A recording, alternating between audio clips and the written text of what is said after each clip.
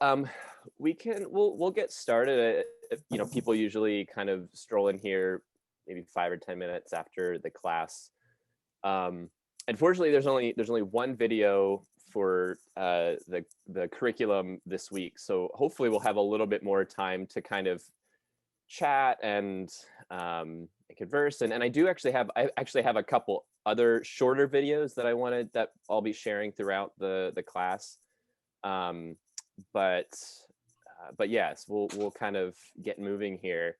Um, the first thing before I get into the conversation today, I think I'd mentioned this last week, but we're now in a point of this conversation of this study, um, where we're talking about current history, history that's less than a decade old, um, and those the conversation can change very very quickly, or it can bring feelings up in us or thoughts in us that maybe something about the Civil War era didn't quite conjure in our hearts and our minds. So I just want to be mindful of that as we enter into today, especially talking about the Black Lives Matter movement. Um, so I I'm gonna open us up again in a breath prayer, that we did last week. It's a different phrasing. That's sort of the beauty of breath prayers. It's you can really put whatever you need in a prayer at that moment, and just kind of align it with your breathing, inhaling and exhaling. Um, I found this prayer there. I'm on Instagram. I don't know how many people here are on Instagram, but there's a young woman who works up near Cornell, and she has taken it, as sort of her life's calling to write liturgies, but liturgies that speak for the Black experience. Um, and they're not just liturgies that are only for Black people to use. They're for, I think, anyone, but they especially speak to the Black experience of living in this country, of experiencing God, of what faith means, of what it means to be a Christian. Um, and she's on Instagram, but she also has some other things that she's working on, and she has these breath prayers that she puts out almost daily, with some scripture, and often either a quote from someone or a quick reflection. And she did one for Martin Luther King Jr. Day this year, um, and she put two. This one was unique because she put two breath prayers out. She put one out for sort of the remembering the holiday and remembering MLK Jr.'s life. She put a second one out that was a breath prayer for white folks on Martin Luther King Jr. Day, which I thought was really interesting. And it was a very different prayer. It was more of a confession breath prayer than maybe something that brings us more peace. It's a breath prayer that actually might stir something up in us a little bit. So I'm going to lead us through that particular prayer, um, and think of it as kind of a confession as we move into this space today. Um, but the two phrases are, and they're a little bit longer. The two phrases are, "I have fought weakly for justice, God," and weekly, WEAK. I have fought weakly for justice, God. Let the words of the oppressed make me new. So that's very much a confession. Um, so the inhale will be, "I have fought weakly for justice, God." The exhale will be, "Let the words of the oppressed make me new." So go ahead, get comfortable where you are. If you would like to close your eyes, you can do that. If you want to focus on a spot in the space you're in, you can do that. But just kind of silence yourself for a moment.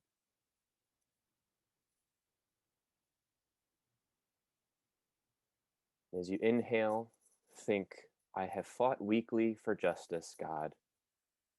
And exhale, "Let the words of the oppressed make me new." I have fought weakly for justice, God. Let the words of the oppressed make me new. I have fought weakly for justice, God. Let the words of the oppressed make me new. Holy Creator, as we enter into this space today, may we be mindful of our hearts. May we be mindful of one another. May we be mindful of what is currently going on in our communities, in our country, in our world. And may we approach this conversation with tenderness, listening ears, and open hearts. It's in your name we pray. Amen. So a few, as we've been doing each week, a few key terms that I wanted to just make sure that we're kind of aware of as we get ready to watch the video of Jamar. There's 4 this week. So the first one is accountable individualism, which is the idea that we are all individuals with free will and are accountable for our actions on our own. So it's our responsibility, no one else's. The second term is relationalism, and that's the belief that social problems are fundamentally due to broken personal relationships rather than systemic institutional practices. The third one is anti-structuralism, and it's the idea that structures don't have real power to influence our thoughts and actions. So the structures of our economics, our government, our communities. And then the last one is racialized society. A society where race matters profoundly for differences in experiences, opportunities, and relationships. A society that allocates differential economic, political, social, and even psychological rewards for 2 groups along racial lines that are socially constructed. And if you notice, a lot of those terms have to do with sort of individualism versus more of understanding we're a part of something. And last week I had mentioned a video clip from the Dick Cavett show in 1968, where James Baldwin was being interviewed. And then they also brought out another, I think he was, I forget what university he was at, but it was another professor, white professor that they brought into the show to interact with him. But I wanted to play real quick. It's only like 1minute and 20 seconds. I wanted to play for you James Baldwin's response, because I think it captures this, how we view this individual, or have this individual view, it's our own personal responsibility, as opposed to, well, there are things maybe beyond our control that we're a part of something greater. So I'm gonna share with you that that video real quick before we watch Jamar's. Let me share. Oops.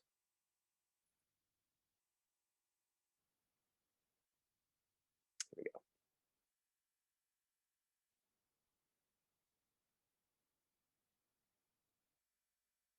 I don't know what most white people in this country feel, but I can only include what they feel from the state of their institutions. I don't know if white Christians hate Negroes or not, but I know that we have a Christian church which is white and a Christian church which is black. I know, as Malcolm X once put it, that the most segregated hour in American life is high noon on Sunday.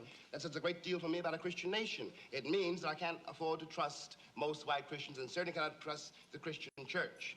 I don't know whether the labor unions and their bosses really hate me. That doesn't matter, but I know I'm not in their unions. I don't know if the real estate lobby is anything against black people, but I know the real estate lobbies keep me in the ghetto. I don't know if the Board of Education hates black people, but I know the textbooks they give my children to read and the schools that we have to go to. Now, this is the evidence. You want me to make an act of faith, risking myself, my wife, my woman, my sister, my children, on some idealism which you assure me exists in America, which I have never seen. Oops. So that's I think a very, I mean, James Baldwin is very articulate in much of what he says and writes. But that. Oh, sorry. Hold on. Sorry, the video kept playing in my ears. But yeah, that's just to give you an example of just what we mean as, you know, pure individual responsibility and feeling versus what the greater thing that we're a part of, how structures can kind of influence people and influence society. So with that being said, we will move on to Jamar's video um, to explore the next topic.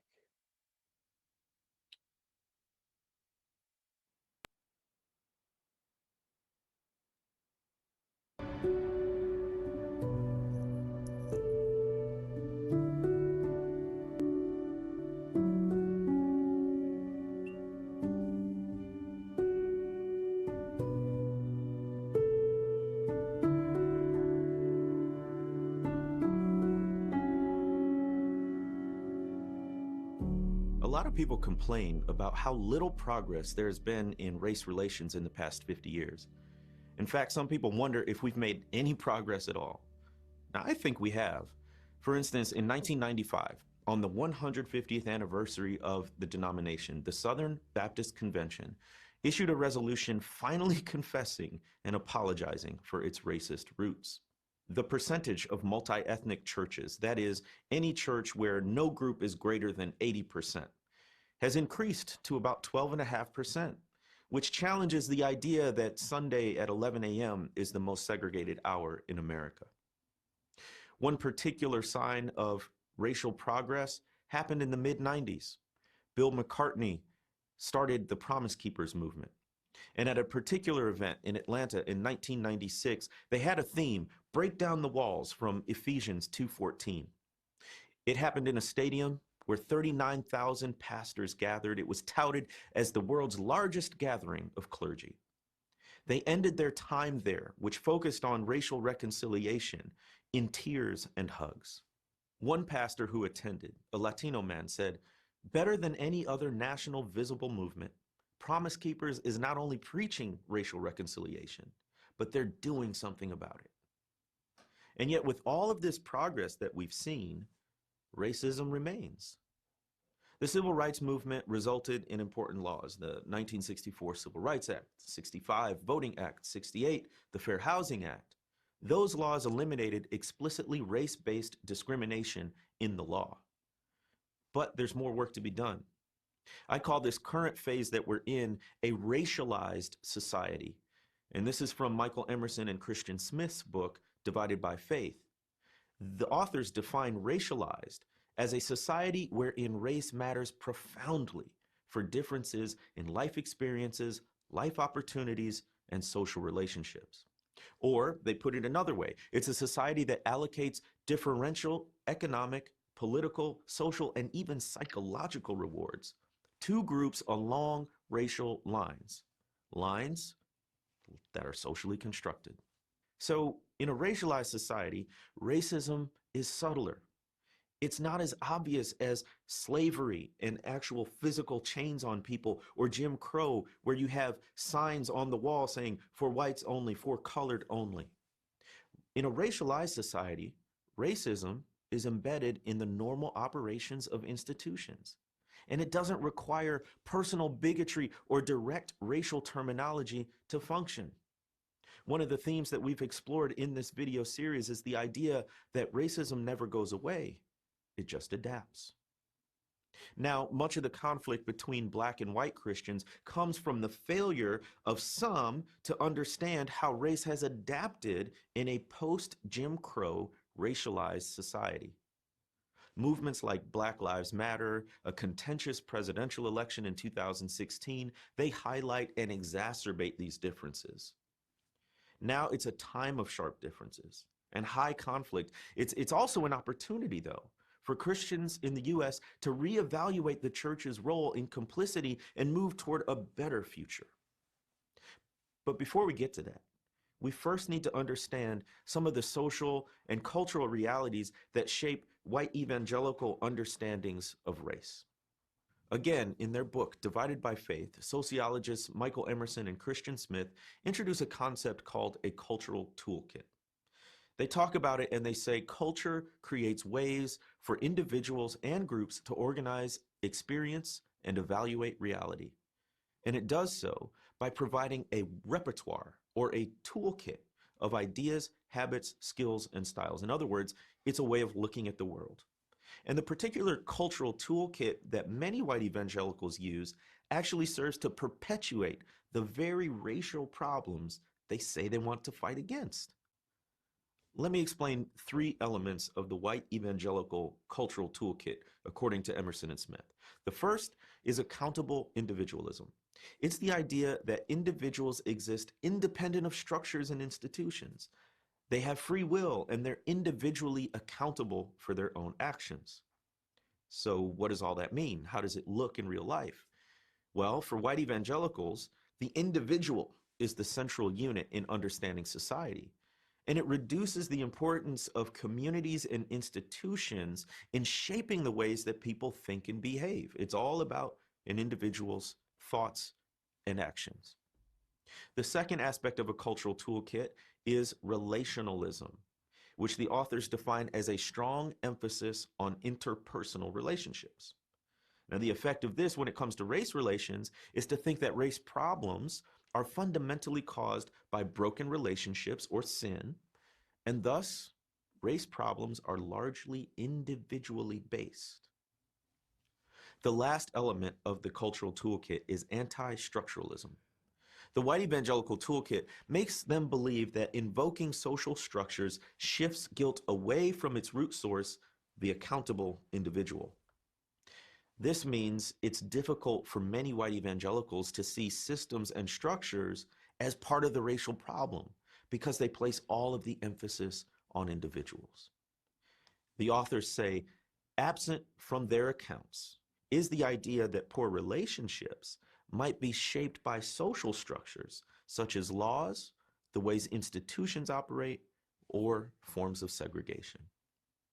Now, it's partly due to the differing cultural toolkits applied by Black and white Christians that helps illuminate some of the conflicts over racial justice that we're having here at the dawn of the 21st century. Let's talk about Black Lives Matter. On July 13th, 2013, Alicia Garza, a Black activist and writer in Oakland, California, sat down at a computer and penned what she called a love note to Black people. In this love note, she said, "Black people, I love you. I love us. Our lives matter." A friend and fellow activist named Patrice Cullors responded with a post of her own that ended in the phrase, "Black Lives Matter." Together with Opal Tometi, these two women started what became the Black Lives Matter movement.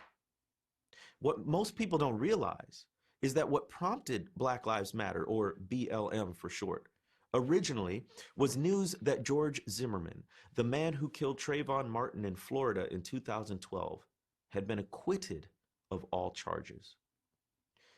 Remember the Trayvon Martin case? He was a Black 17-year-old. He'd been walking back to his father's fiance's townhouse in Sanford, Florida. Reports say he had a bag of Skittles and an iced tea in his hand, and he wore a sweatshirt with a hood, otherwise known as a hoodie. Zimmerman was suspicious of Martin, pursued him against the orders of the police whom he had called, and an altercation occurred. Although the details are not precisely known, when paramedics arrived at 7:30 p.m., Trayvon Martin lay dead from a single close-range bullet to the chest. Zimmerman a year later was acquitted under Florida's Stand Your Ground law, which permits the use of lethal force if a person merely feels threatened. Black and white people viewed this incident from drastically different perspectives, partly because of that cultural toolkit we were talking about earlier. As further evidence of the divide, a Pew Research poll indicated that 49% of whites were satisfied with the acquittal verdict, but only 5% of Black people thought the same. 28% of whites agreed that Martin's death should spark more discussions on race, but 78% of Black people said it should. Now, the same divide was apparent later on with Mike Brown and his death at the hands of white police officer Darren Wilson. This happened in Ferguson, Missouri in 2014. Again, the details are murky. Only one side lived to tell the tale. There was an altercation on the streets of this small town near St. Louis, and Mike Brown ended up dead. Initial reports indicated that he had his hands up in a gesture of surrender, and it spawned the chant, "Hands up, don't shoot." Now, later on, a Department of Justice report indicated that Mike Brown probably didn't have his hands up. But that's not the only report that came out. There were two reports, and the other one was focused on the Ferguson Police Department. It indicated a pattern of police abuse and misconduct. And it was in response to Mike Brown's killing that protesters took to the streets and started chanting Black Lives Matter. They took to the streets in more than 150 cities, protesting not just this incident with Mike Brown, but a pattern and a history of police brutality enacted in Black communities. And there were so many other tragic stories. You remember this period from about 2014 to 2017, and really it's ongoing of all of these human beings who became hashtags. Stephon Clark, Philando Castile, Freddie Gray, Rekia Boyd, Eric Garner, Sandra Bland. The list goes on and on and on. Black Lives Matter conveys a depth of meaning. I want to talk about two of them. Number one, Black Lives Matter serves as an assertion of the image of God in Black people. When people say Black Lives Matter, it doesn't mean that only Black Lives Matter. It means that Black Lives Matter too. Why? If you go all the way back to the book of Genesis, chapter 1, verses 26 through 28, God said, "Let us make humankind in our image and in our likeness." And those passages of scripture say that every human being, no matter their race, nationality, language, gender, or any other distinction, every person has the fingerprint of God upon them. And because of that, they are worthy of dignity. And so when people say Black Lives Matter, they're saying Black people are made in the image of God too, and should be treated that way. A second meaning of Black Lives Matter is that it functions as a cry of lament. Theologian and professor Sung-Chan Rah wrote a book called Prophetic Lament. And in it, he said, lament is a liturgical response to the reality of suffering that engages God in the context of pain and suffering. He goes on to explain that lament expresses indignation, even outrage about the experience of suffering. Black Lives Matter then presents Christians with an opportunity to weep with those who weep. In other words, to lament the fact that the lives of Black people have been systematically extinguished in so many ways throughout American history. Now, in spite of the depth of meaning of that phrase, Black Lives Matter, there have been various Christian responses to the movement. I think it's helpful, though, to make a comparison. Just as the Black Power movement was more than the Black Panther Party, which was just one organization in the midst of the broader movement, the Black Lives Matter movement is more than the Black Lives Matter organization. And we can differentiate between Black Lives Matter, the principle, the idea, the concept, and Black Lives Matter, the organization. Because many people, many Christians object to the organization because it doesn't explicitly identify as Christian, and some of the stances in terms of its platform they would disagree with. And so because some Christians reject Black Lives Matter, the organization, they've actually distanced themselves and opposed the movement and rejected the entire concept of Black Lives Matter itself. But I think Black Lives Matter should prompt critical engagement from Christians rather than this reflexive rejection. So let's talk about how differing views among Christians and Black Lives Matter actually affected real people, because I think hearing the impact of this division makes it less heady, and we can understand how this is actually causing real pain among many Christians in the church. So my friend Lecrae is a Grammy award-winning hip-hop artist, and he got his start among white evangelicals. In fact, they made up the majority of his audience from his beginnings as a rapper in the mid-2000s.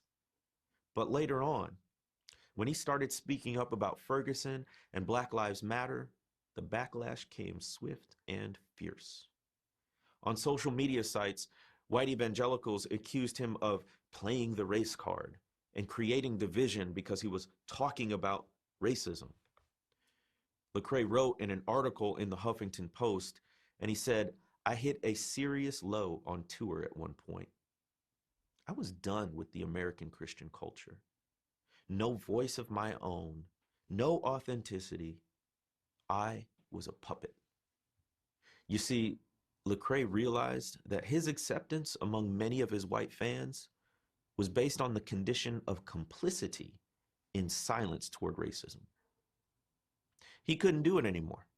And for a time, it even affected his relationship with God and Christianity in general. Now, there are countless examples, but let's look at just one more. Michelle Higgins is another friend of mine, a Black woman who leads musical worship at her Presbyterian church in St. Louis. When Ferguson happened, she was among the many people of faith who took to the streets and to the halls of government to protest in various ways. At a large evangelical student conference called Urbana, she was invited to give a keynote presentation. And there she told the 16,000 students assembled that, quote, "Black Lives Matter is not a mission of hate. It is not a mission to bring about incredible anti-Christian values and reforms to the world." She criticized the primacy of abortion as the singular issue among many white evangelicals, especially when it came to other issues like adoption and different quality of life indicators. So you can imagine the response. In a New York Times article, the president of the sponsoring group, InterVarsity, puts on the Urbana conference. The president said, "We got blowback from just about every side. Certainly, we have donors and friends who have raised concerns and questions." To be fair, others contacted him regarding this focus on Black Lives Matter and said, "Bravo, that was brave and courageous." But the reactions to Lecrae and Michelle Higgins merely illustrate common attitudes that many white evangelicals have regarding racial justice. Another study by the Barna Research Group showed that just 13% of white evangelicals supported the message of Black Lives Matter. On the same question, only 7% of Republicans agreed. So, in the summary of that report from Barna, they said, if you're a white evangelical Republican, you are less likely to think race is a problem, but more likely to think you are a victim of reverse racism. Now, a lot of people ask me, well, should I get involved with Black Lives Matter or this current movement? And honestly, there are no easy answers about which activist groups to get involved with. I can't give you a blanket recommendation. What I can say is that for the most part, the only wrong action is inaction. Now let's talk about one more way that racial divisions show up in the 21st century. That's the 2016 presidential election. According to Franklin Graham, who's the son of Billy Graham and the head of the Samaritan's Purse Ministry, Donald Trump, the 45th president, is, quote, God's man in the White House. On election night in 2016, when Trump won, Graham excitedly said to Vice President Mike Pence, "Mike, look at what God did tonight." It's the perception that Christianity, family values, and the place of God in America are safe since Trump became president. But many people, especially black folks, disagreed. This family values president has been married 3 times, accused by several women of sexual misconduct, including an affair with a former adult film star. When it comes to race, this president's record is quite troubling. In 1973, his real estate company was sued for discrimination against black renters. He also spent $85,000 to run full-page ads in New York newspapers calling for a return of the death penalty in response to the Central Park Five. These were young people of color who were accused of rape, but they were all later acquitted. He also popularized the birther conspiracy, which questioned President Barack Obama's U.S. citizenship. And he announced his presidency in 2015 by calling some Mexican immigrants rapists. So, when it came time to vote, the results were telling.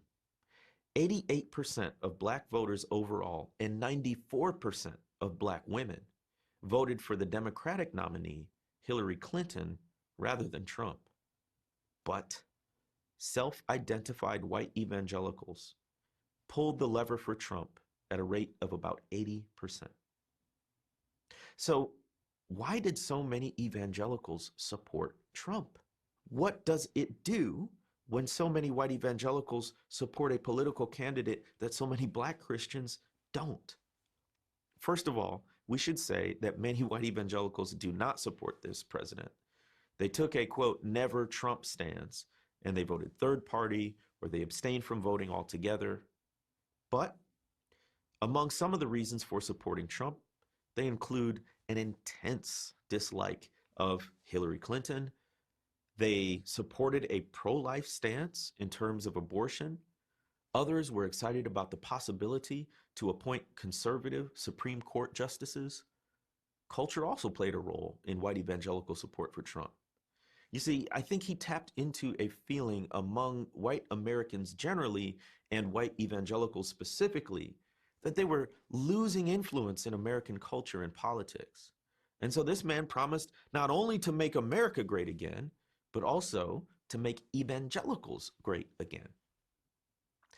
But the impact of the 2016 election on race relations in the church can hardly be overestimated.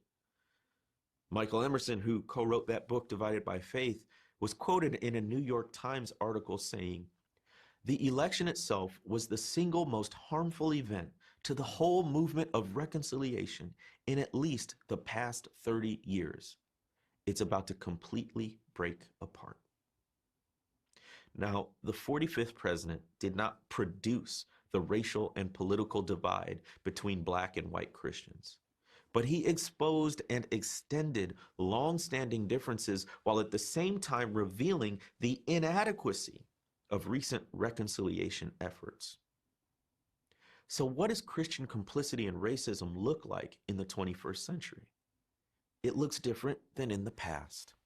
It's responding to Black Lives Matter with the phrase, all lives matter. It's consistently supporting a president whose racism has been on display for decades. It's telling people that talking about racism means they're the ones who are being divisive. It's this focus on individual relationships to the exclusion of systemic solutions. Centuries of racism in the American church cannot be overcome by what King called pious irrelevancies and sanctimonious trivialities, which ignore the deep social, political, and cultural divides that persist across the color line. If the church hopes to see meaningful progress in race relations in the 21st century, then Christians have to undertake this bold, costly, anti-racist action with an unprecedented sense of urgency. This is the only way to change the narrative of the American church and race and ensure that the past doesn't become the future.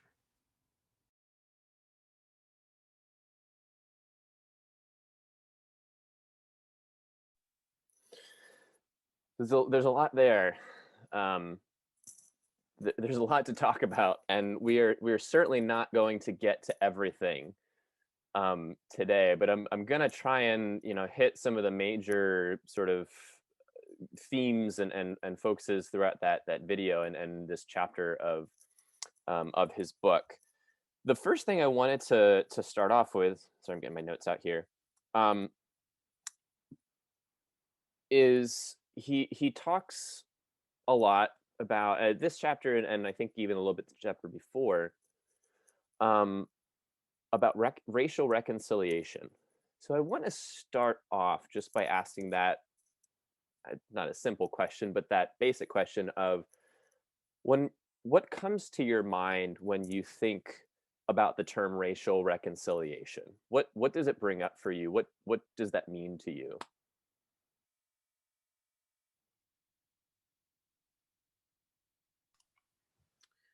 Chris, Yeah. I once worked with a nurse whose daughter used to say that reconciliation will take place when we can walk down the street and see a Black person coming toward us and we just see another person. We don't see the Black, we don't see the color, we just see a person. Mhm. I always thought that would be a good place to start. Mhm. Yeah, seeing someone's humanity is Right, just definitely an seeing important part. a person. Sure. So, anyone else? You think of the term racial reconciliation, what comes to your mind? Yeah, Margie.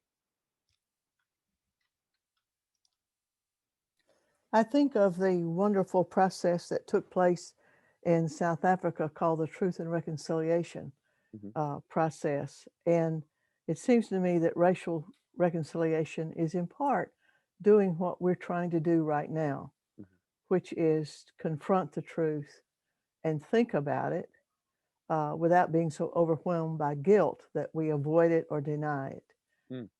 And I think that another aspect of racial reconciliation is to have to look carefully at the political and social structures that we are loyal to as to their impact on this profound problem in American society. I think that the books raising the issue of reparations is something that part of our racial reconciliation will have to do is looking at that, what it might mean. Absolutely. Carol Schwartz. Actually, it'll be Oh, Dennis. that's okay. Yeah. I'm mathematician is my background, and when you say reconcile or bookkeeping, things like that, means to bring in balance. And obviously, you need to know what the true facts are before you can try to balance something. But it also has a very strong statement about changing what has caused the imbalance. It isn't just studying it and saying, oh my. It's also having to take the necessary steps to get there. The image I have is like a track race where one person is running the dash, the other one's trying to run the hurdles. And you say, oh, we'll just take the hurdles down. But then you hand the baton off to the next person and they're still far behind.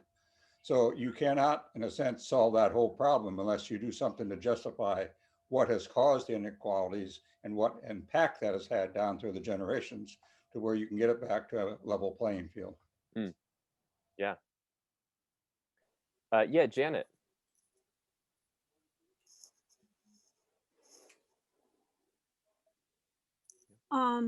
Chris, I think that when white people feel comfortable going to a Black church on Sunday and Black people feel comfortable going to a white church on Sunday, we don't have the kind of divide that we have today where we only go to our own little cubicles and talk among ourselves, where we have friends that are within the different groups, that we don't have all of our friends from the same, like all white people have white friends and all African Americans or immigrants have it among their own groups.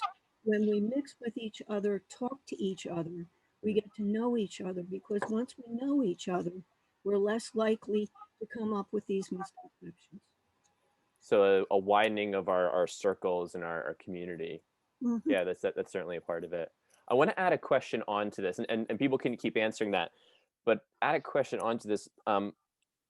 What are the potential pitfalls or flaws of this understanding of race and the church?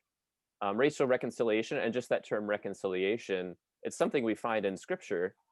When we talk about racial reconciliation, what are some of the potential pitfalls or flaws in that particular understanding of race and the church?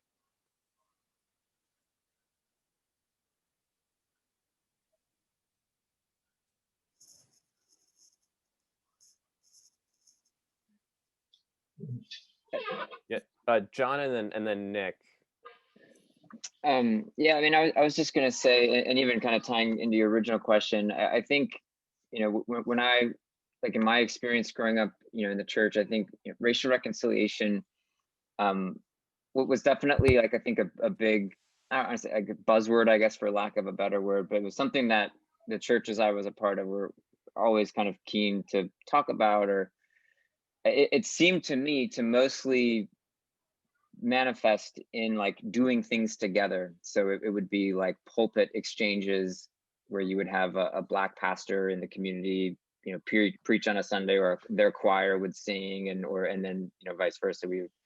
There'd be an exchange happening, or you would try to do service projects together. It was kind of all about like reducing the distance between us, you know, whether that's actual distance, relational distance.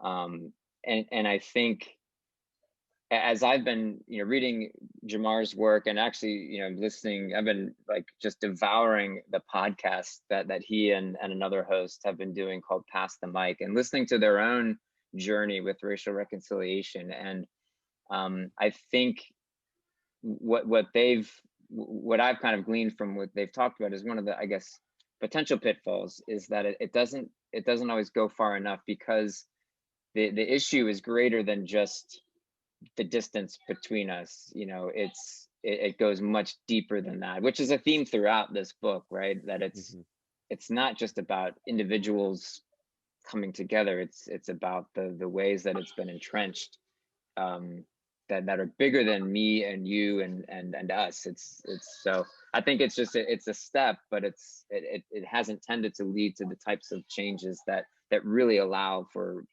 equality and equity and flourishing. Yeah.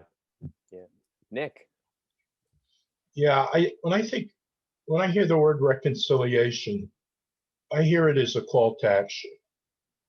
That whenever we encounter racial injustice, whenever we encounter race being used in real estate or in education, just as we're called to be Christians, to be apostles for Christ, I believe we're being called to help to fix the things that have been wrong in the past. That we can't just be indifferent. We can't just say, well, that's the way the world is.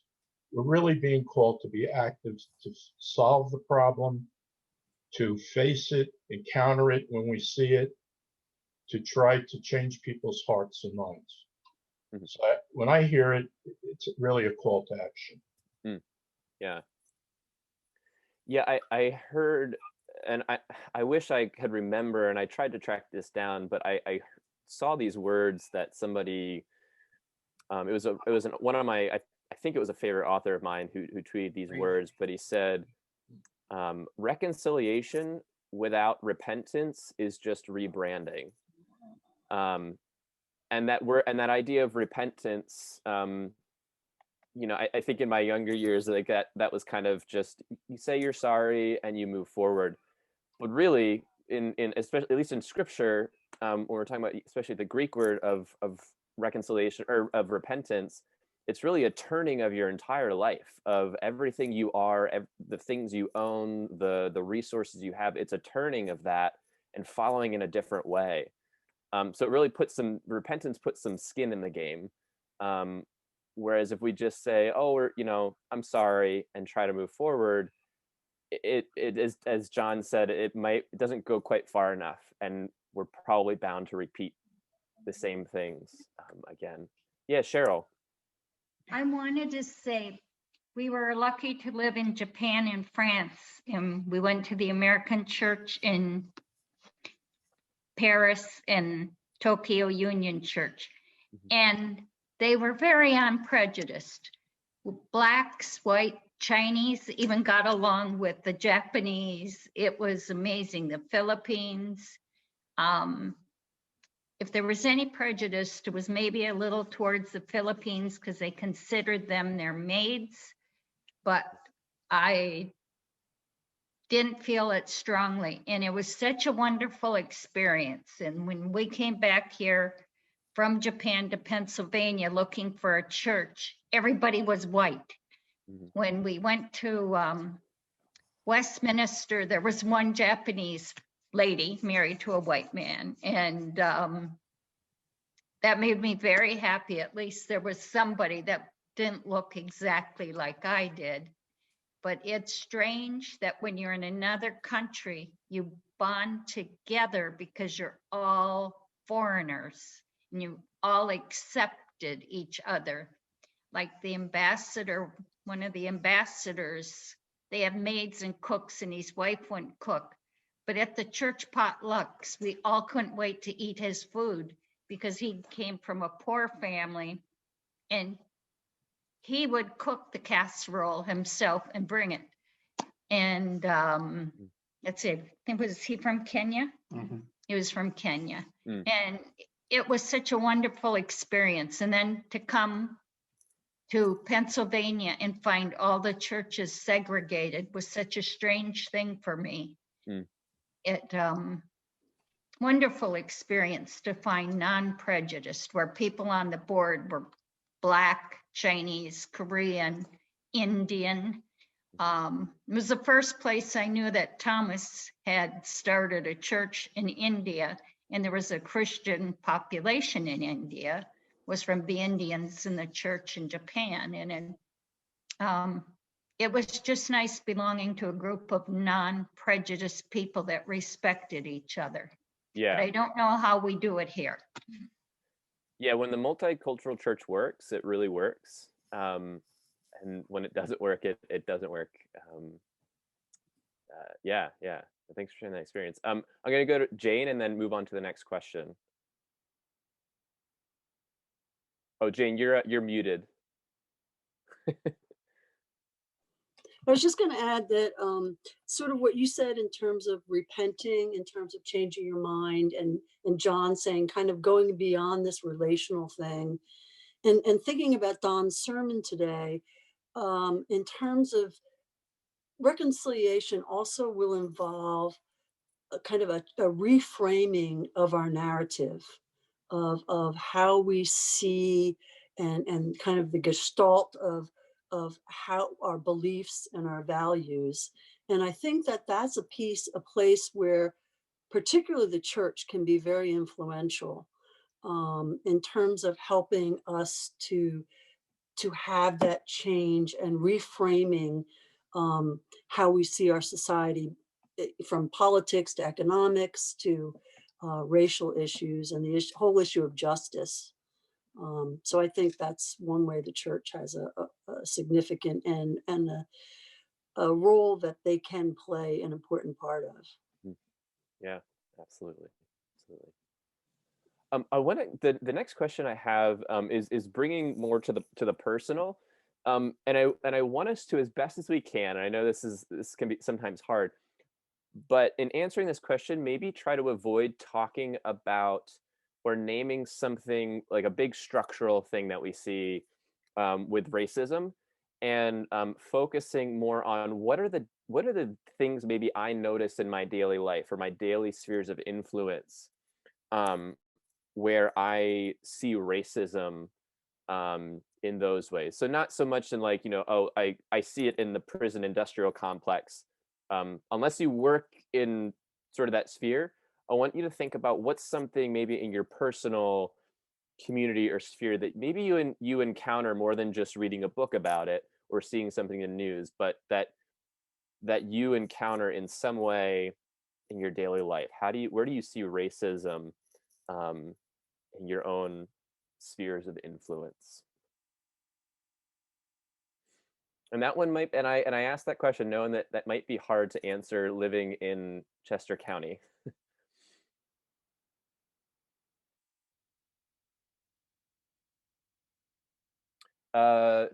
Gail. Yeah, you know what? I'm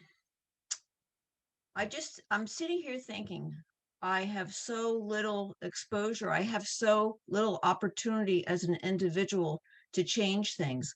I wish I did have the opportunity. I grew up in Levittown. I can remember really well when the cross was burned by the Ku Klux Klan on the first Black family, but I never saw that Black family. I went all through school in Levittown. There was no white people. I came here to, or no Black people. I didn't have opportunity. I didn't have exposure. I went to Westchester University. It was still pretty much the same thing. My job, all white people, my community here in Eagleview, all white people. I don't feel prejudice. I would love to engage with people. On the Martin Luther King Day, when I saw in the announcements that we were invited to go, I think it was like a Black church that we were invited to do some, I don't know, some activity. I was like, what a shame, because it's COVID and we're not going anywhere, so, but that was a very limited opportunity. So my frustration is, how do I engage? Mm. Like, what do I do with this? I love the book. I love these discussions, but how does it apply to me? I don't know. It's frustrating.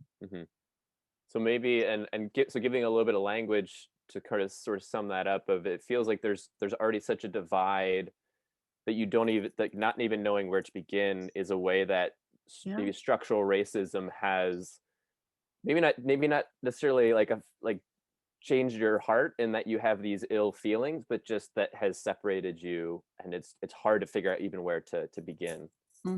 Yeah. Jane, did I see your hand up? I thought I saw Jane Wendell your hand up, but maybe I. Okay. Anyone else? Yeah, Jackie. If most of you don't know, I'm the director of the preschool here, and I had an experience with, we don't have a lot of Black children in the preschool, but we do have a couple families, and this one particular white family was visiting, and I was talking to the mom, and ironically, the little Black girl came up and wanted to play with the little white girl, and it was a lovely experience to just see for probably a good 15-20 minutes the two of them playing. And after the white mother left, and I talked to the mother of the little Black girl when she was picked up that day, and I just said, what a lovely welcome. Your daughter reached out to this other little child, and it just touched my heart, and I had to share it. And I thought to myself, this is where Jesus told us we have to start when they're young, when they're little children, to be accepting. And we as the parents and the grandparents, you can reach out to your immediate family and talk to them and bring books to them. There's so many wonderful things out there, and help our children and raise it up. And I did mention, Chris, about you last week about, talking about it with our youth and making it out there for them, because they're our hope for our future. We can't make a whole lot of changes right now. We can only do what we can do, but one child, one time, it's going to make a difference. And it did make a really big difference in that, both of those lives for those children. Yeah. Beth, I see your hand is raised. Yeah, it's raised. I'm sorry, I don't have my screen on today. That's okay. Well, I can't say all my life, but more of, I guess, starting around my, well, really young years of life, elementary school years. I can say that there's been times on and off that I've experienced racism. Now, one thing my mom had always said to us when we encountered something like that was a quote from the movie South Pacific, that you have to be carefully taught to be racist, especially at a young age. Kids don't really know race and color when they're, preschool, even elementary, not as much. I always lived in a mixed area. In fact, ironically, at least the first home my parents owned in Philadelphia, near City Line, not too far from St. Joe's, a couple blocks in. I just use that as a landmark because a lot of people kind of know where St. Joe's would be off of City Line Avenue. Um, they were in the early 60s, one of the they were the second Black family on this block of row homes. And they seemed to be, for the most part, welcomed pretty much, maybe because it was the city. I don't know. But that was what the kind of neighborhoods that I grew up in. And we had young white friends at the time, and it was no problem that we knew of in the neighborhood, playing with other children and things like that. However, as we talk about white flight from the city, we noticed in an amount of 10 years the neighborhood almost changed over in terms of color. I would say, just in my guesstimate, we moved from there when I was about 12, but I have a pretty long memory, and from my guesstimate, it was probably on our block 80% Black at that time, compared to two houses out of a block of 40 houses that were, two houses, which was our family and another family, were Black when we moved in the early to mid 60s. By 1974, it was mostly Black on that block, and that to me wasn't a long period of time. Then we moved to Paoli, and we were the first Black family in the neighborhood. And these were kind of your mid-century split level houses, and almost like I guess a Levittown. I never saw Levittown, but they say all the houses were the same in terms of how the houses looked, the structure or elevation.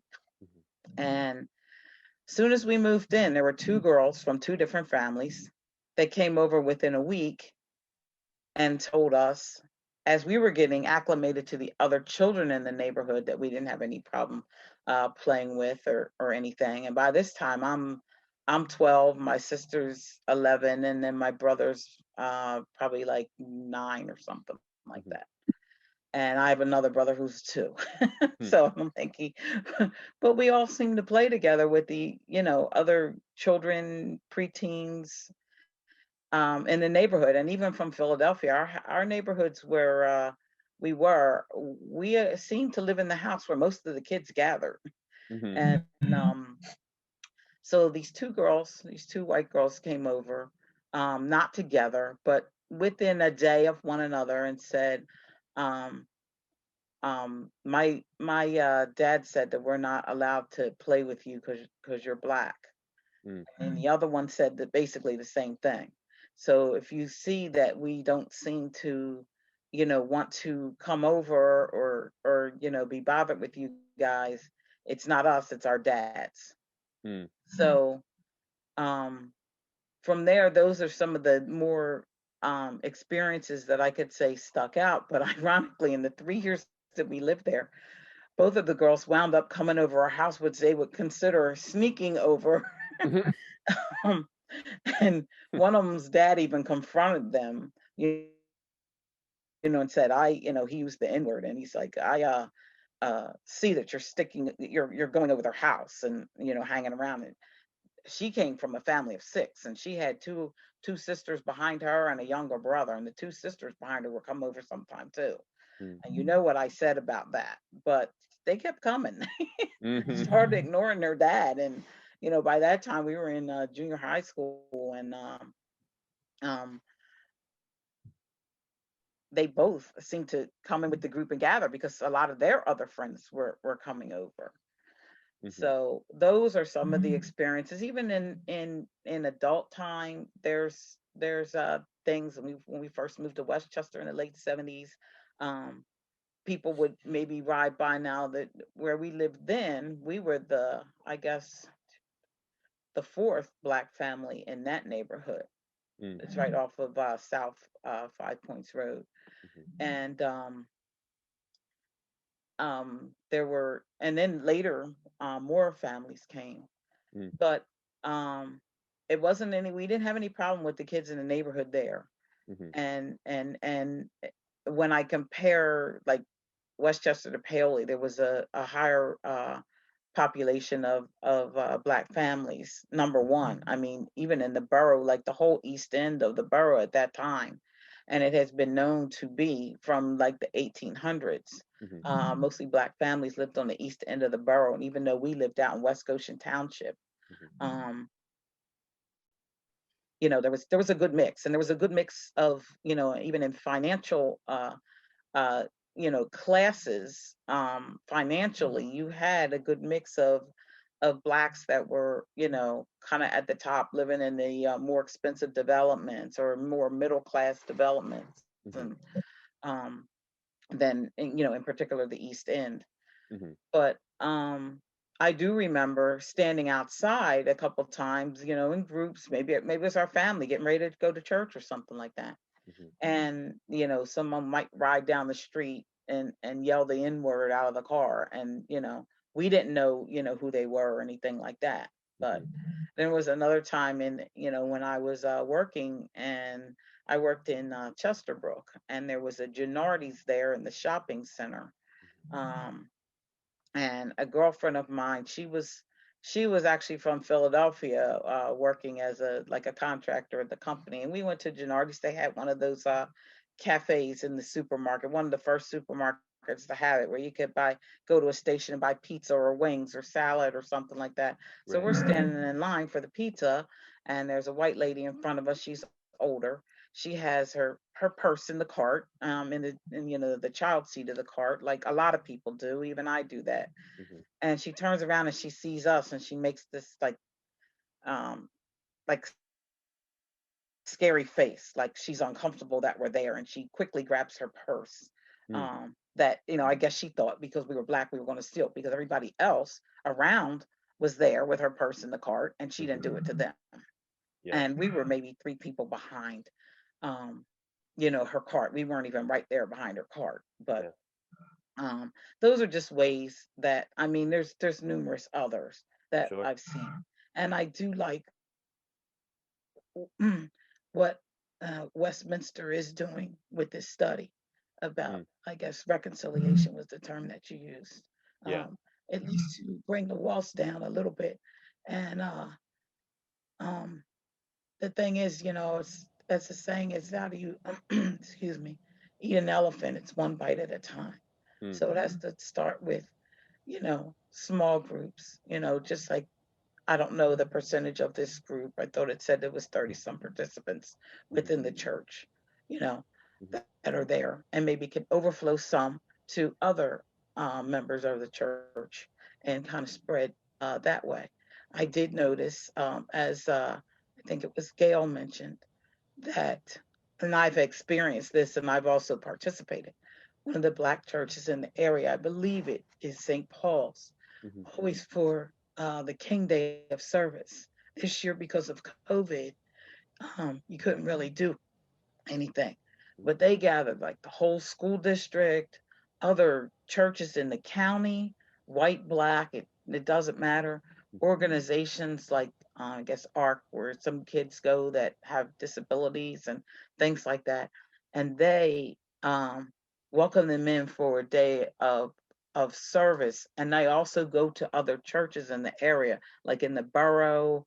Um, maybe other Black churches, there's other white churches, and I'm just saying, by when I say Black and white churches, by the majority of the population. Mhm. And they invite them in for whatever. You can sign up as a group. Usually they prefer you to sign up as a group to go help, maybe like Westminster does, and make lunches for Safe Harbor. Mhm. Another group might make blankets um, for a nursing home, or lap blankets. They have the Right. kind you tie, and they have the kind they actually sew.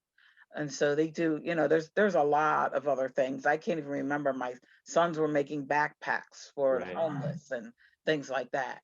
Um, so I mean, that's a start, and they've been doing that for years.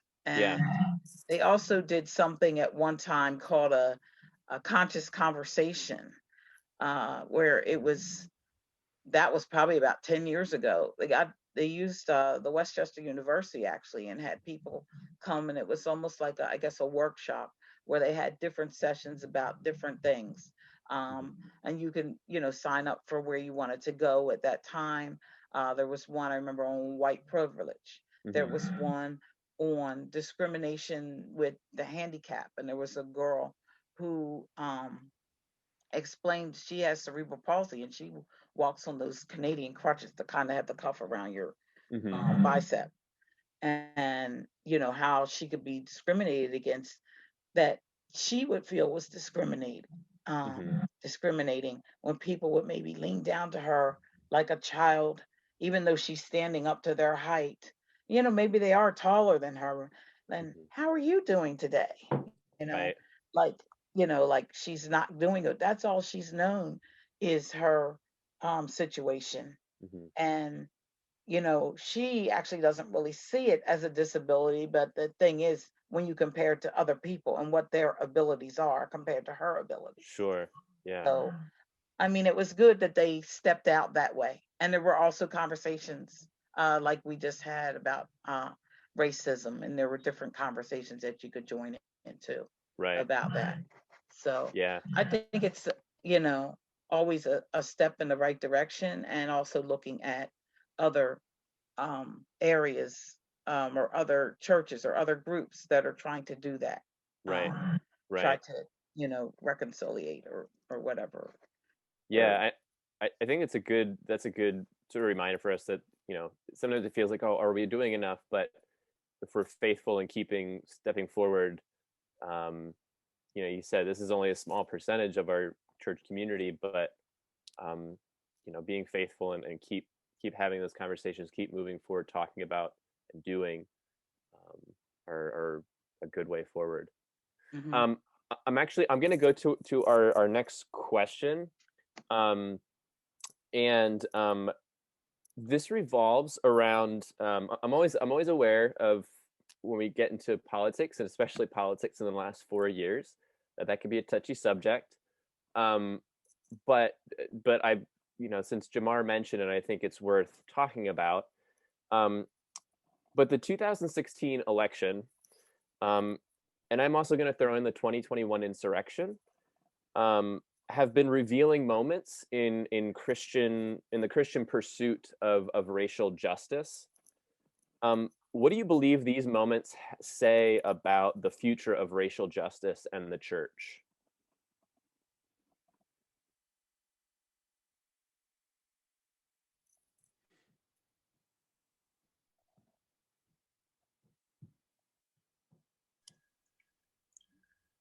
Chris? Sue. Yeah, I think that what they say to us is that we need to work harder to reach out, to change the way we think, and look at different ways that we can integrate ourselves and become less racially conscious, maybe, and more. And I don't mean to be unconscious. I just mean for us to be able to, what's the right word? I think we have to see ourselves as people, and everybody as people. I guess I'm upset with the whole thing. I feel guilty, and I actually feel a little bit angry at the people that raised me and the churches that raised me and didn't teach me the things that I needed for to be a more complete person. So I think we have to work harder, I guess, or better. Maybe better is the. I don't know. I don't have any good answers. So. Well, one thing I'll say is, you talked about anger at the way the church you grew up in or what you were taught. Yes. And I'd say pay attention to that, because that you may learn from that, and there may be something that you have to grow from there, of maybe diving into that a little bit, and just, what am I angry about? Why? How has this affected me? And just taking stock of that, I think, is one small thing we can also do to move forward in that work. Ernie, see your hand up. Yeah. I was so struck by the assault on the Capitol, how many people were claiming to be doing this because they were Christians. With people out there marching with crosses, this shaman of the Keweenaw with his horns and furs, who was talking about, well, Jesus was being persecuted and we're, you know, trying to be like him. And it just kind of blows my mind that this behavior was being wrapped in our faith. And yet the implication for me is, well, those people are God's children too. And I'm really wrestling with how can I relate to these white nationalists and others? I mean, I have enough trouble with a sibling who's a very conservative evangelical relating to her, let alone those who have taken this to the step of violence. So I don't have a solution. I'm just saying, personally, one of my biggest problems is how do I still acknowledge the people who did this as a child of God? Yeah, and I wish I had an answer for you, but it's a good question to keep asking. Yeah, absolutely. Phil. Oh, Phil, you're still muted.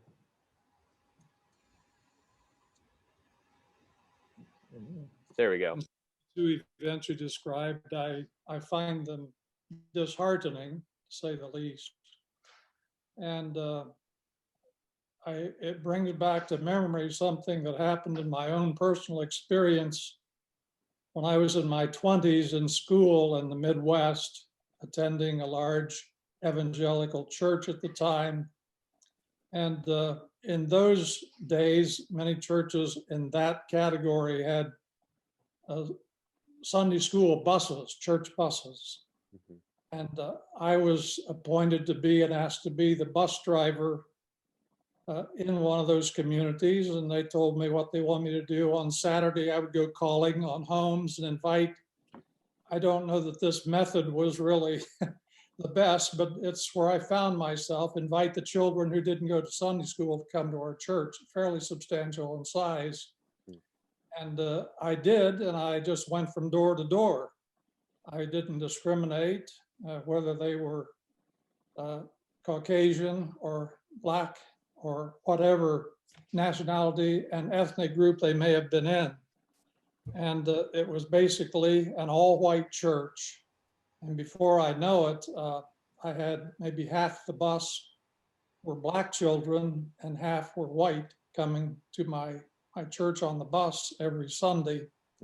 So I found that in that role, I was not achieving what I thought it might, outreach to all races, all people of all descriptions, and found myself to be something of an irritant. So there were several conversations with me asking me if I thought that there were any ulterior motives from these children getting on my bus to come. They were basically elementary age children who didn't go to church anyplace. I said, no, they didn't call me and ask me to come. I went, at your request from door to door, inviting them to ride my bus to church every Sunday. And here they are, 12 or 15 of them coming, and found it was becoming a pretty difficult situation. And that was back in the mid 60s. We moved to Pennsylvania, and then came the race riots of 1968. I found it all to be disheartening.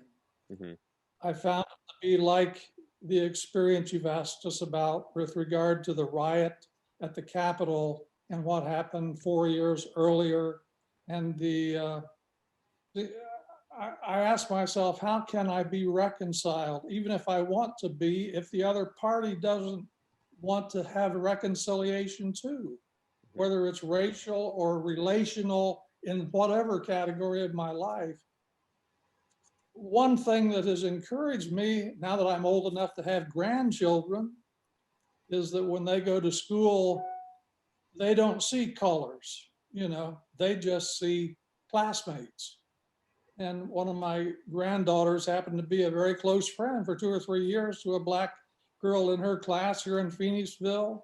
They came to our house and played, and vice versa. She would go to this girl's house and went with her to a YMCA camp in one of the southern states a few years ago and loved it. Mm-hmm. Now she's moved away and it isn't happening, but I've often asked why couldn't I achieve something like that in my own generation, Mm-hmm. on a wider basis, and I haven't found the answer. I hope that this will help me, except to try to reach out the best I know to do it in an individual way. But Sure. so there are parts of it that have been for a long time to me now quite disheartening, and I do hope the Lord will help us find an answer. Mm. Yeah, it's yeah, and speaking as a parent of young kids that we're starting to have those conversations, and I wouldn't even say that it's that kids don't see color anymore, but hopefully that kids are understanding the beauty and value of people's unique backgrounds and race, of understanding that skin color doesn't dictate beauty, but that it just is, and it's not, it's a beautiful thing. Not to say, oh, I don't notice, because I mean our kids do. I think all kids do, but yeah, to move forward in a better and healthier way is hard. I've one more question I want to get to, and I also want to acknowledge, I know we're a little over time, so if people need to log off, that's fine. You don't need to necessarily feel like you have to say goodbye to everybody, but just wanted to give people an out if you needed to go. But yeah, I know I wanted to answer that question myself too, because I think one of the things it reveals, or says about the future of racial justice in the church, is that the church needs to let go of the notion that we need to gain power in the greatest power centers of our countries. I think history has shown that has almost always gone terribly, terribly wrong. It doesn't mean that Christians aren't politically active. It doesn't mean we don't care about those things, but we must seek that in a different way. We must seek racial reconciliation and justice, not by going, okay, we need to get all Christians into, or just progressive Christians into government. But there has to be a different way, rather than, okay, now we have the power, now we can make the decisions. So I think just the church as a whole needs to figure out a different way to do that. I want to close out with the idea of lament. Jamar talked about Black Lives Matter, the different sort of meanings behind that, and one of them is this cry of lament. Lament is I've grown up in the Presbyterian Church almost 32 years of my life. And I will confidently say lament's not something that I think a lot of Protestant Christians do super well, or say Protestant white Christians. There's a lot of wonderful things I love about the Peace USA Church, and I wouldn't trade for the world. But we also do things decently and in order, and lament is not always decent and orderly. And I think it's probably something that the white Protestant church could, I think, learn from the Black church, especially, or even the minority church, the Latino church, Asian American church. So I'm gonna play a video for you, and this is from I don't know if you'd call them a group or a collective, but the collective is called Common Hymnal, and they release albums and music I think for the church and for Christian communities, I think they also have different platforms where they have writers and theologians and ministers that contribute. But they recently put out some albums this year, in the past couple of years, and one of those songs I want to play for us, and I'm going to play the video version of it too, because there's some text that goes with it, but it's called Rose Petals. And I think in this conversation, one thing I love to do is try and also engage art in this conversation, and I think this and music is obviously a form of art. So if you want to watch the video as we listen, or just listen to the lyrics, either way, it's fine. But I want to, for a moment, have us engage in this piece of art called Rose Petals. So I'll share this with you. Then I'll have one more question at the end.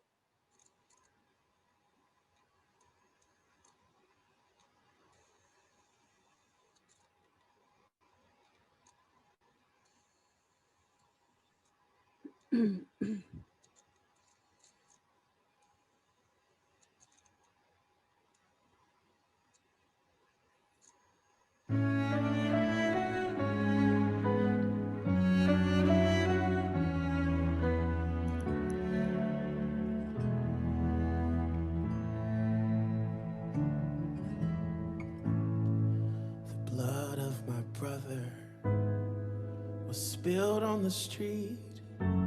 He was the rose that grew out of the concrete, the same ground where his body lay, like rose petals on a stony grave. Why do we fear each other? From the lies of yesterday, I'll never know. But look at all these roses with petals on the ground. They call this one my ground. I'm asking you to look at all these roses with petals on the ground. They call this one Trayvon Martin.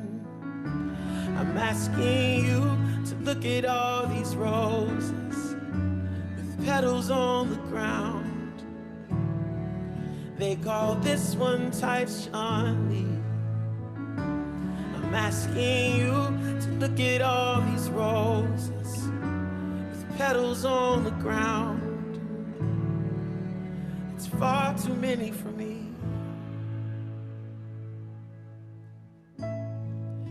Tears of my mother were spilled at his grave. She knows the cost the whole world could not repay. And when she should have felt our sympathy, all we told her is that her baby was guilty. And do we even have compassion? Do we even wanna see? I'll never know. But look at all these roses with petals on the ground. They call this one Freddie Gray. I'm asking you to look at all these roses with petals on the ground. They call this one Eric Gardner. I'm asking you to look at all these roses with petals on the ground. They call this one Sandra Bland. I'm asking you to look at all these roses with petals on the ground. Every woman, every man. Sometimes I wonder if you were more than a number. Would we ever see how beautiful and special and precious you were? Somebody told me that if only you would better decide, you would still be alive. but I'm asking you to look at all these roses with petals on the ground, like the ones from Sandy Hook. I'm asking you to look at all these roses with the petals on the ground, 'cause they will change the story in our history books. So while we can, let's look at all these roses. Look at all these roses. Look at all these roses with petals on the ground. I'm asking you to look at all these roses. Look at all these roses. Look at all these roses with petals on the ground. I'm asking you to look at all these roses. Look at all these roses. Look at all these roses with petals on the ground. I'm asking you to look at all these roses. Look at all these roses. Look at all these roses with petals on the ground. I'm asking you to look at all these roses and say a prayer for all these roses. Shout it out for all the roses with petals on the ground. I'm asking you to look at all these roses. Look at all these roses. Look at all these roses with petals on the ground. Blood of my brother was spilled on the street. He was the rose that grew out of the concrete.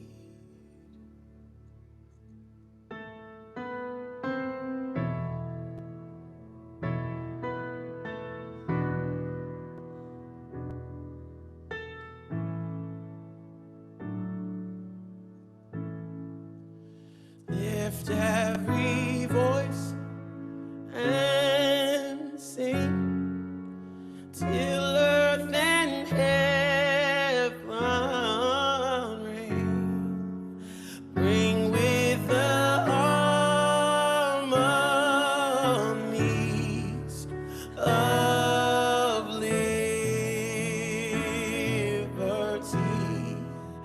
Let our rejoicing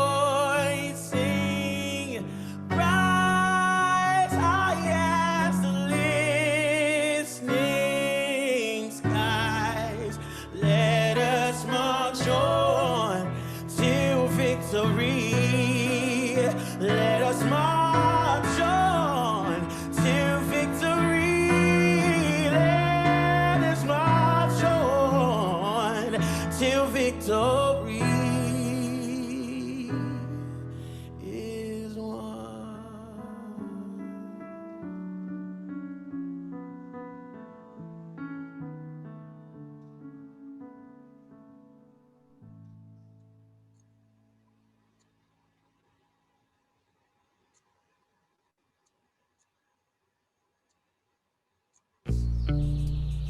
When school isn't a place you have to be.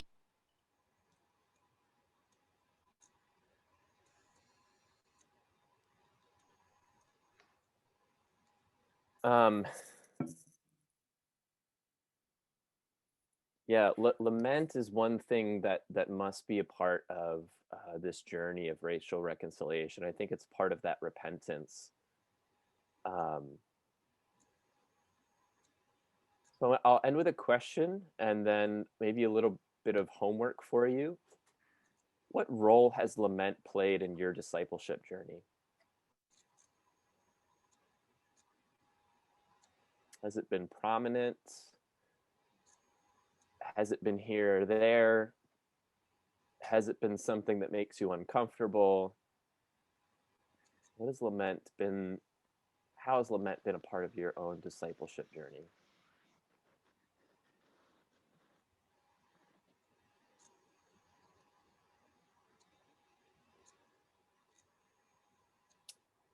Yeah, Phil Metcalf.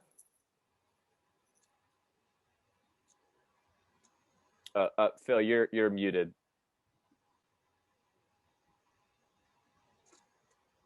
being a part of a congregation that regularly has confessional prayers is something that I so appreciate, and it's done on a regular basis. To see myself as falling short in so many ways, this is kind of a new experience in my spiritual journey since I've been at Westminster, but it has been one of the rich parts of our worship together, that it's not all just praise, it's also acknowledging who we are before God and our shortcomings, our sins, and our failures. So for almost 18 years now, it's been, to me, that's a part of my lament from week to week, that I'm still, after all these years, not the Christian I would like to be. Thanks for sharing, Phil. Connie, I see your hand up. And then Nick, I see you.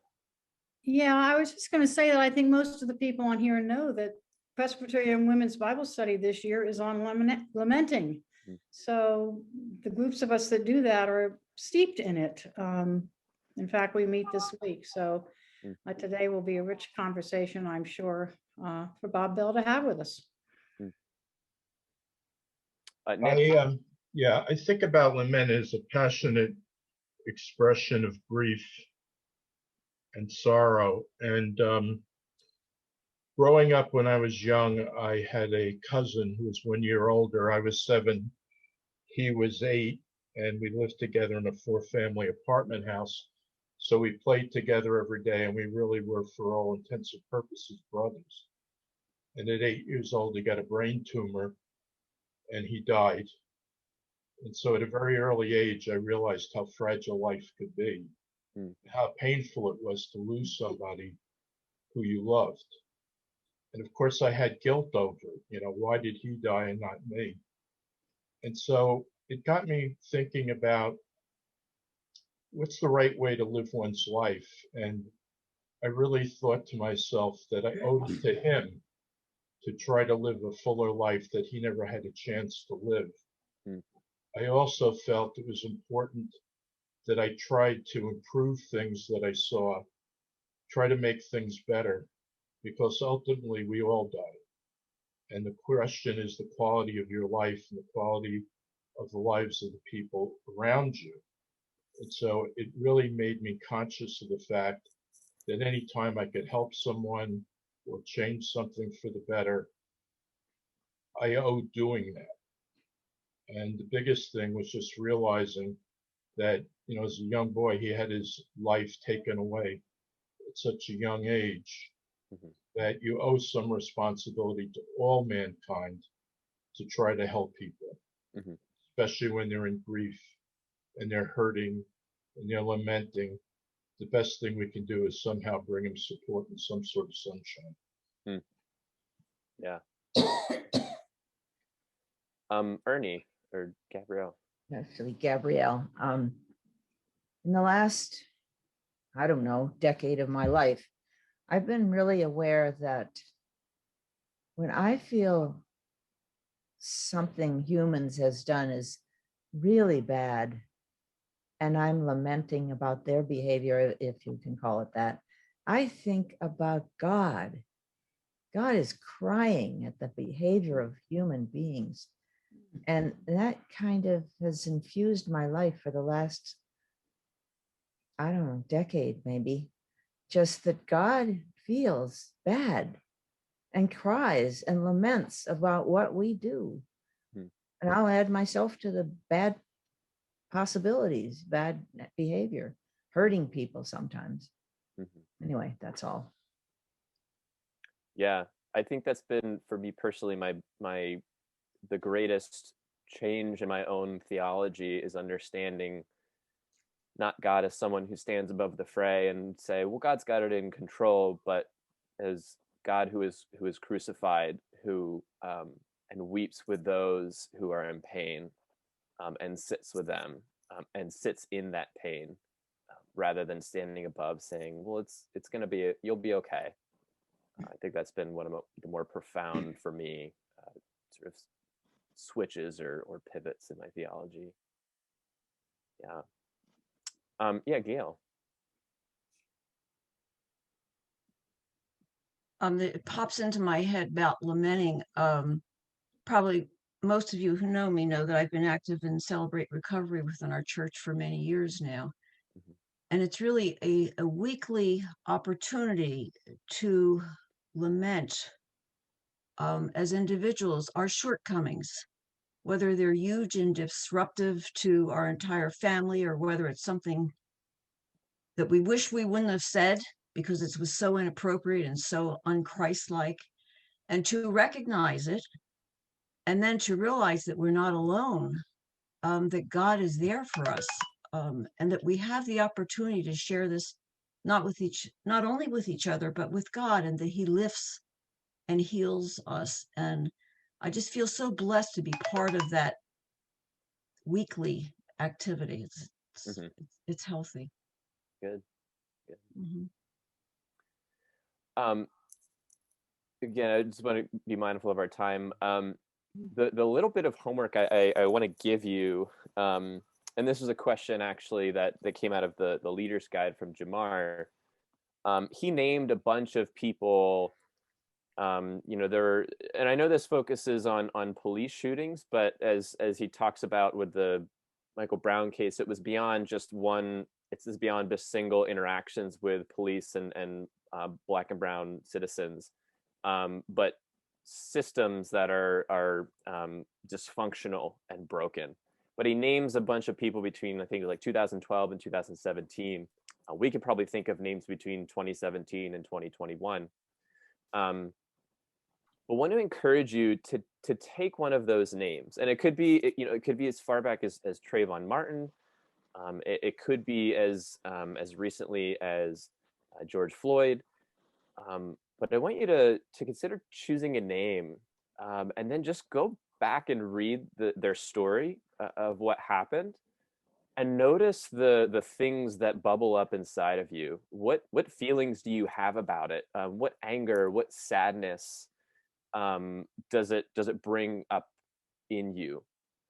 And maybe find a way to express that. Maybe it's just writing a letter you never send, writing a prayer. Sometimes I find, like, if just needing to cry and not having to say anything, just at the sadness of a moment. But choose one of those names. Maybe if you've never heard of them before, or if you have, revisiting it, just notice what it is that builds up inside you, the emotions and the feelings, and find a way to lament that. Yeah, I just want to end with that. And I think lament is not just, it is a very personal thing, but I think it's also something that can connect us to someone else's pain. As you heard the young man singing, talking about my brother or my mother, he wasn't related to any of those people that he named. He wasn't related to any of the mothers who lost their children to police shootings, but he named it as in lament as his siblings, as people he is deeply connected to. So even though lament is a personal expression, I think it connects us to a wider community, especially as the church. Jane, you have your hand up? Yeah, I just wanted to add, I'm glad you brought that up, Chris, because I know just sort of a personal experience of lament and recognizing how important community was in that process. So that's all I want to say. Yeah. Thanks, Jane. Well, I will close this in a prayer. This is another prayer from the book I mentioned last week, the Booklet of Uncommon Prayer, which I think I sent the link out if anybody's interested last week. Just you could message me and I'll send you a link to it. But this is a prayer that is titled, "In Times When People Say All Lives Matter." So let's close our time in prayer. O Holy One, friend of the enslaved and oppressed, you did not enter our world in an ethereal, beautiful body to excrete a few tidbits of wisdom, You were incarnated as an enfleshed, exhausted, and eventually executed human being. Teach us, liberator of your faithful, to take the side of the oppressed, as you did. Point us to the example of Moses, of your prophets, of Christ, who with boldness and truth proclaimed that the lives of the exploited matter. Amen. Amen. Well, thank you all for joining us today and on another snowy day. Next week, we'll be doing, is Jenny, am I correct? Next week is the final week? Yeah, If you want to say anything. Yeah, next week is the final week. I just want to let you know, Jamar has written another book of kind of a follow-up. So what do we do? And I ordered that book, and I've ordered a DVD curriculum like this one that we will do offer for in the church coming up sometime. It won't be ready to be distributed until April, but I've ordered it. So just stay tuned. And I know next week that will be part of our discussion, you know, what do we do having done the class. And so I know I've heard that throughout every week, you know, it's like, well, what do we do with it? So I'm trusting God's Spirit is in us, in the community, and just trying to listen and pay attention for what is the next right steps, you know, and it can be multiple things that we collectively or individually feel God calling us to do. So sort of like what you were saying, Chris, you know, for us to pay attention to what is stirring in us. But I'm grateful for all of you who've been part of this. Beth raised, you know, when she was sharing, she thought like 30 some people. I'm entering every week, I'm taking attendance.